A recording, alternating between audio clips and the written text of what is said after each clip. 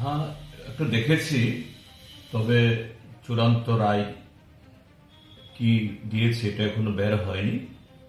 কিন্তু যেটা বিভিন্ন মাধ্যম থেকে যে খবর পাওয়া গেছে, রাজ্য সরকার যে হলফনামা দিয়েছে সেই হলফনামায় আগামী সেপ্টেম্বর মাসের প্রথম সপ্তাহে এটা করার জন্য প্রস্তাব দিয়েছে এবং সুপ্রিম কোর্ট নাকি এতে সম্মতি দিয়েছেন।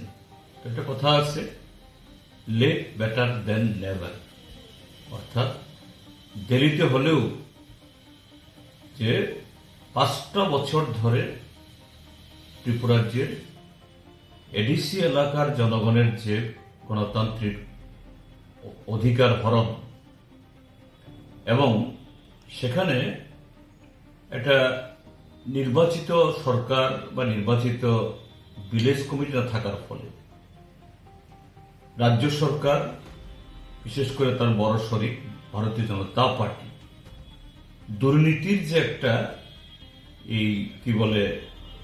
রাস্তা খুলেছিল, এটা বন্ধ হওয়ার একটা পদক্ষেপ মাননীয় সর্বোচ্চ আদালতের হস্তক্ষেপের মধ্য দিয়ে এই পদক্ষেপ নেওয়া হলো। এটা ভালো দিক, আমি এটাকে স্বাগত জানাচ্ছি। কিন্তু এখানে আরেকটা কথা আমি বলে রাখছি যে এটাও এমনি হতো না যে এই শরিক দলেরই একটা পক্ষের তরফ থেকে এই সর্বোচ্চ আদালতে কেস দায়ের করার পরেই মাননীয় সর্বোচ্চ আদালত তার এই সম্মতি বা এই পদক্ষেপ নিয়েছেন। কেন এটা হবে?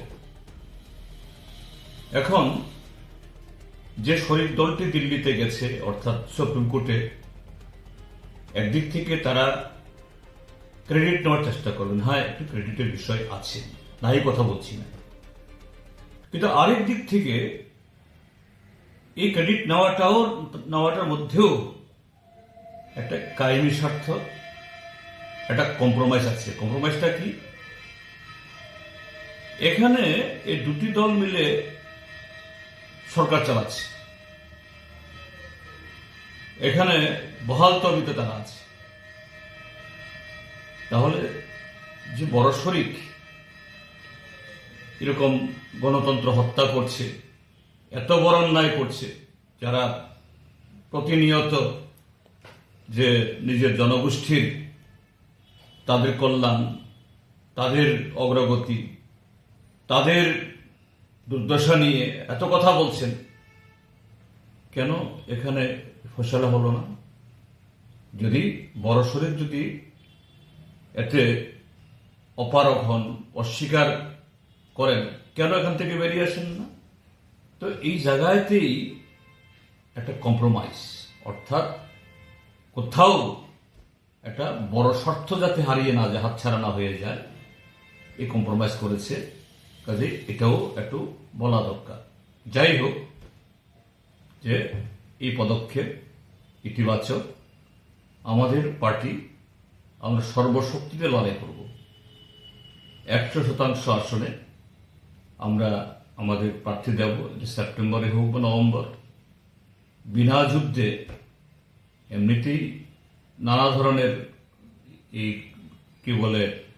এই বিজেপি মাথার মধ্যে একটা লড়াই করে এরা দখল করে নিয়ে গেছে।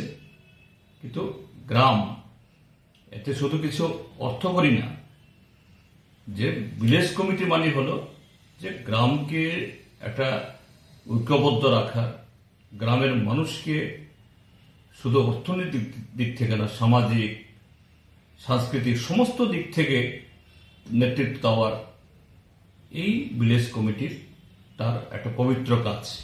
সেই ক্ষেত্রেতে যাতে এই দুটি সুবিধাবাদী দল, দুর্নীতিবাজ দল, এদের দুর্নীতিবাজ বলতে কোনো অসুবিধা নেই, এরা একে অপরকে দুর্নীতিবাজ বলে, এরা যাতে এখানে আবার জবরদখল না করতে পারে, তার জন্য আমরা বামপন্থীরা সমস্ত শক্তি দিয়ে এবং অন্যান্য সমস্ত যে শুভ বুদ্ধি সম্পন্ন মানুষ, উন্নয়নকামী মানুষ, প্রগতিশীল মানুষ, তাদেরও সহযোগিতা চাইব গ্রামকে যাতে আমরা সুরক্ষিত রাখতে পারি।